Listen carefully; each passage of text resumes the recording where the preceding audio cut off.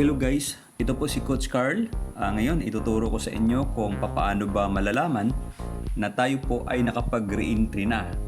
Or, saan natin mahahanap? After mo mag-click ng re-entry, doon sa una mong username, halimbawa, ang username ko, ito example natin yung aking username dati, CEP22. So ngayon, nung nag-graduate ka, kiniklik mo yung create re-entry.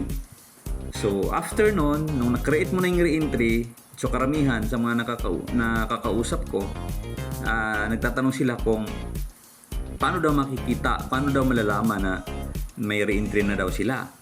So ito guys, ito yung ipapakita ko sa inyo, no? So kung dati ang username mo, halimbawa lang sa akin, CEP22, no, para maka-login ka doon sa iyong re-entry, dagdagan mo lang siya ng _1. So, ganun lang yung gagawin mo. Yung username mo, dagdagan mo lang ng _1. Okay?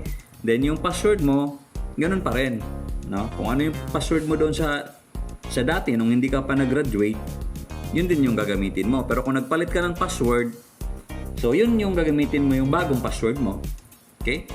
So, click lang natin yung I'm not a robot. Then, click sign in. So, ito yung dashboard natin sa ating re-entry.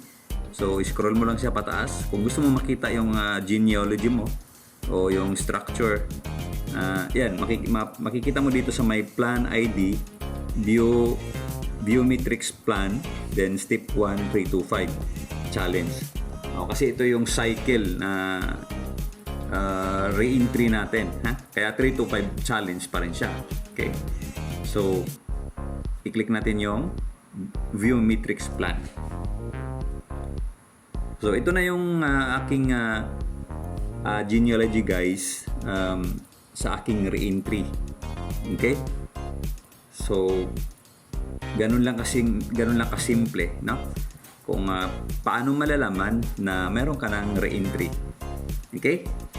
So, yun lang guys, no? Sana nasundan ng ating tutorial, no? Paano malalaman kung mayroon na tayong re-entry. Okay? So, thank you.